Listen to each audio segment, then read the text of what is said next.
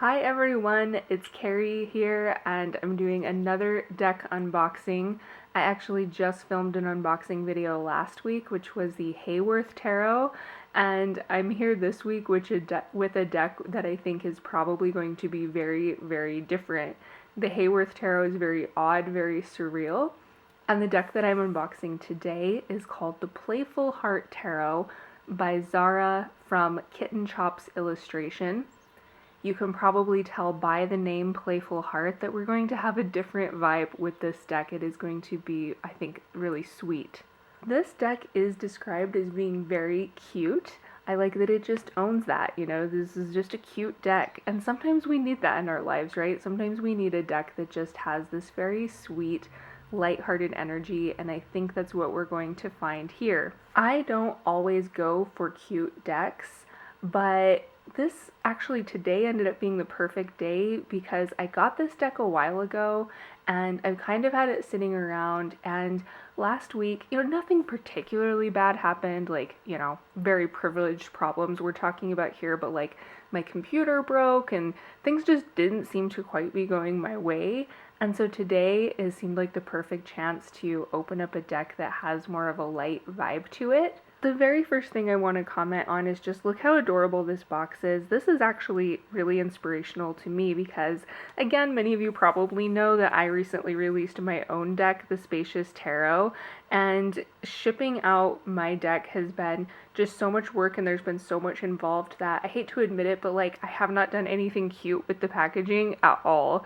So receiving a deck like this where the packaging just has a little bit of extra touches, with the colored tape and the stamps, it makes me, especially now that I've created my own deck, feel appreciative of the deck creator going this extra mile. And again, it's inspirational to me, like someday when things calm down a little bit with shipping out my own deck, I would love to take inspiration from this and just make the unboxing experience really more pleasant. Okay, I have the box open and oh my goodness, the presentation continues.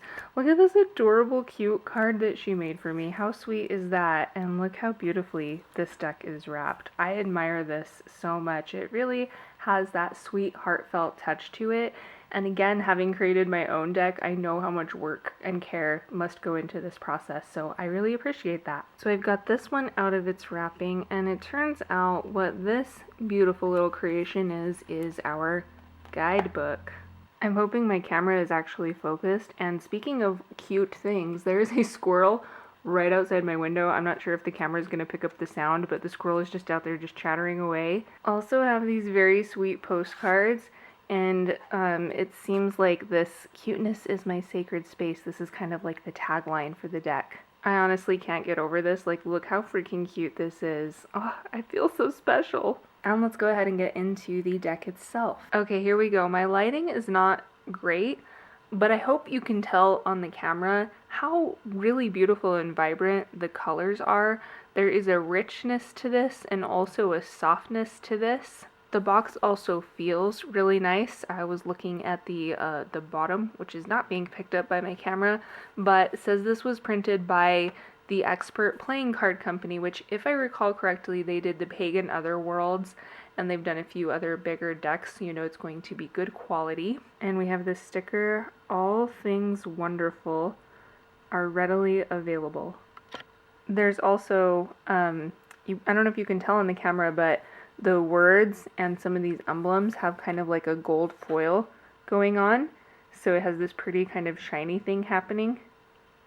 Here are our card backs. They did this fun little swoosh when I laid them out. It would of course be quite obvious if you were using reversals with this deck, but that doesn't bother me. Some people don't even use reversals at all, and I already have certain decks that I just don't feel called to use reversals with.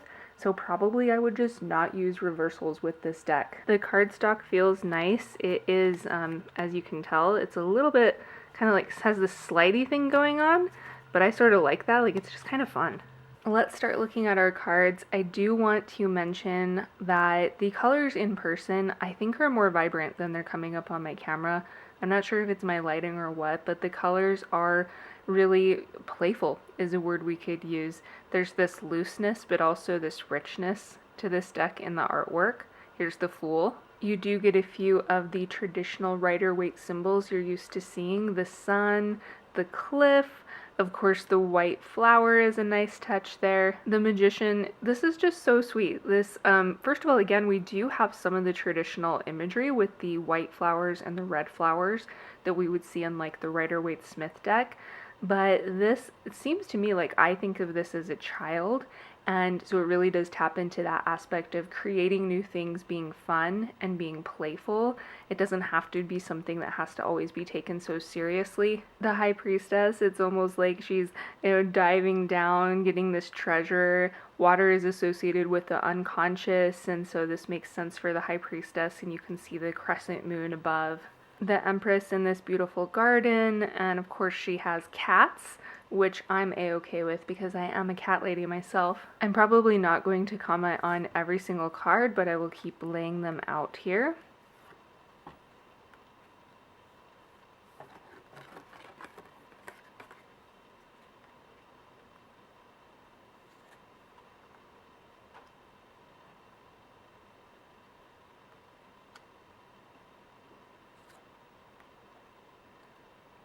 The Wheel of Fortune, I like that we have sort of a seasonal thing happening on the edges of the cards, and this rainbow sort of spectrum going around is really pretty as well.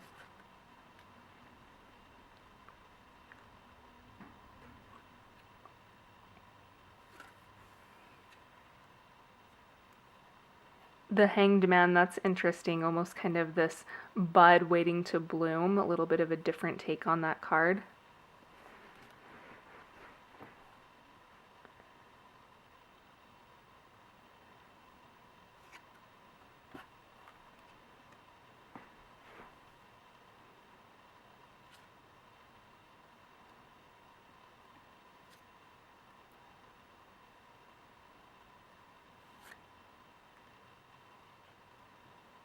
The stars themselves in this card are very cool looking. It kind of, I don't know, this one sort of reminds me of like Starry Starry Night, which I like.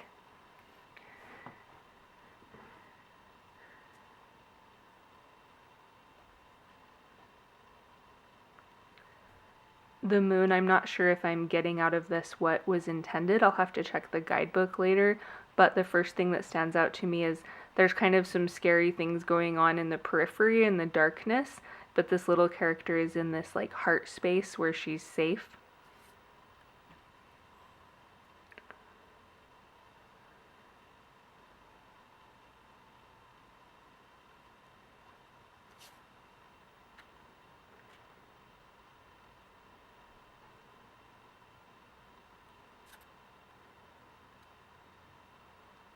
Now we're into our minor arcana.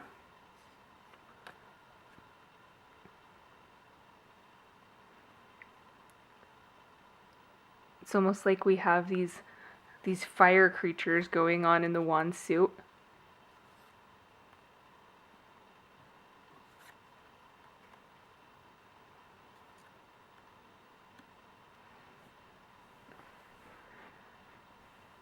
Definitely get that victory with the Six of Wands wearing the number 1 on the chest.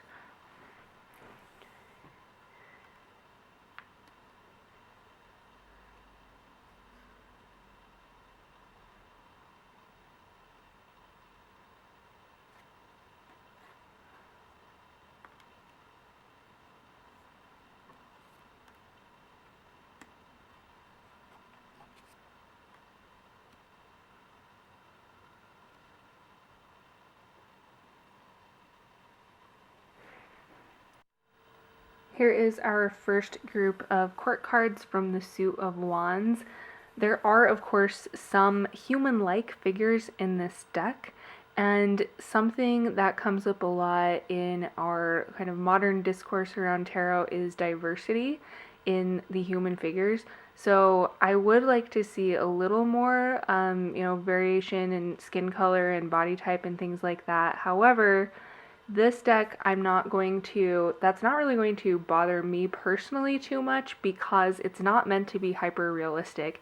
In fact, we have our Knight of Wands has kind of like a yellow face. These people are not meant to necessarily reflect an exact representation of real people, but that is just something I always now notice when I get decks with people, is like what variety of people do we see represented in the deck. Onto our cups cards, the Ace of Cups, we have the lotus flowers, which are just lovely. Some watery imagery going on. The blues and the pinks really evoke that kind of emotional energy feeling that I associate with the Suit of Cups. And then we have these cute dolphins having tea, which is a good example of what I mean by this. Obviously is a deck that is meant to be fantastical. It really has this sort of imaginative vibe to it. Sweet little rabbit creature friends supporting each other.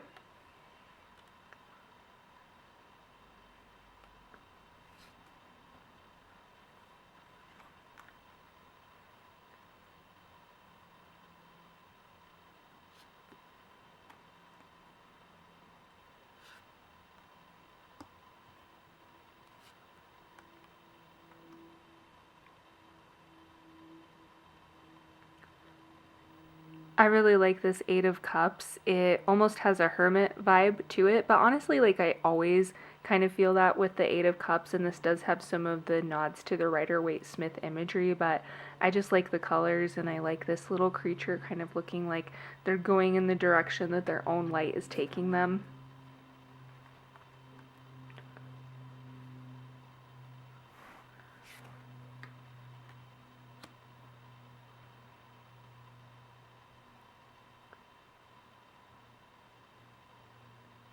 The Ten of Cups has a nice feeling of inclusion because it seems like these could possibly be two female characters. Now we have our court cards from the Suit of Cups.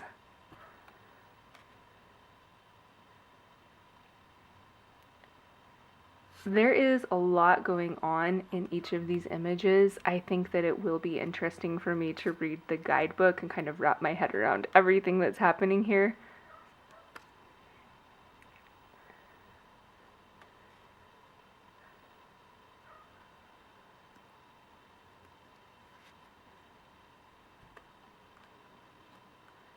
This is a sort of refreshing take on the Three of Swords. It's always interesting, especially with a deck that really set out with this intention of being more gentle or more playful, to see what they do with some of these cards that are often thought of as the heavier cards. So having these roses here is a sweet touch with the Three of Swords. We still have at the bottom of the card, there's these figures that seem somewhat distressed, so I don't think it's like bypassing the difficulty of the card, but it's just giving us something else to put our perspective on.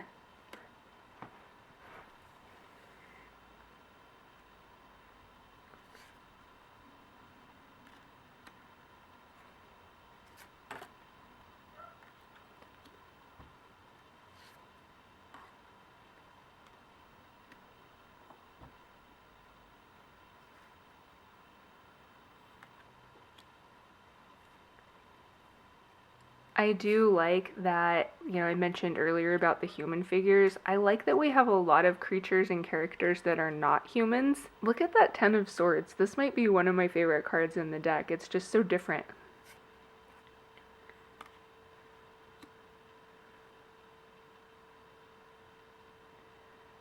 I like that Page of Swords. Very direct. This is the way we're going.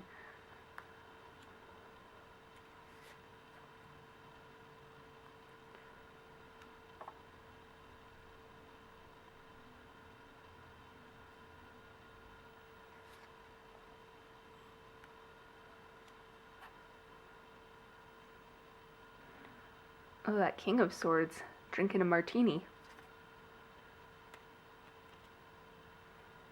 And here we have our Pentacles. This is a fun Two of Pentacles. They did something similar here to how we did it with the Spacious Tarot, my deck, in terms of drawing upon more of the Marseille imagery for this card. And look, that one kind of reminds me of how we did our Three of Pentacles as well. Will great minds think alike? The Four of Pentacles is another example of just taking a slightly different perspective. This card often gets this reputation of like being miserly and kind of being closed off to change. And just this figure, you can still get some of that from this card, but this figure has this almost like happy look on their face. There's more of a relaxation here.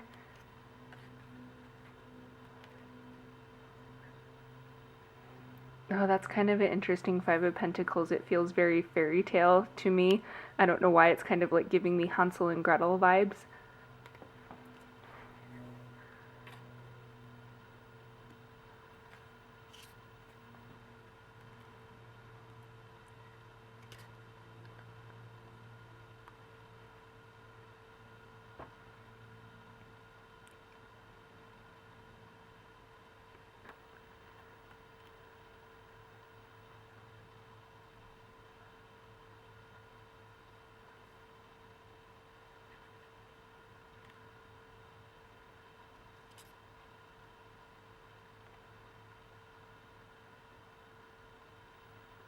And our Pentacles court cards.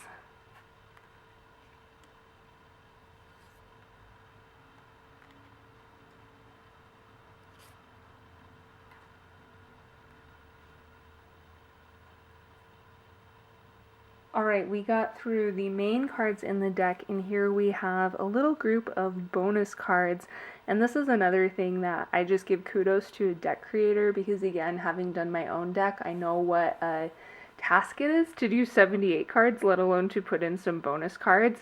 So that's always a welcome surprise. These remind me almost more of oracle cards, like you could use these just as affirmations. They are all very positive. Things are easier than you think.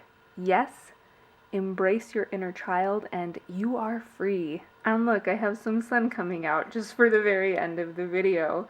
So this is the Playful Heart Tarot. Beautiful colors, very much lives up to its name. It does have a sweet energy. It also has a very fantastical, imaginative energy. There's a lot of, I mentioned before, kind of human-esque figures, but a lot of different creatures and interesting takes to work with here. I think this would be really fun if you had kids that were interested in tarot. I think this is a deck that might resonate with them. And also, even for us adults, we all have those times where we want something more fantastical, where we want something really sweet, where we want to embrace our own playful heart. And that's exactly what this deck is for. So thank you again, Zara, for creating this beautiful deck. I can tell how much love went into the process. I'm excited to take a closer look at the guidebook, and I will put all the relevant links for this deck in the description. Thank you for watching.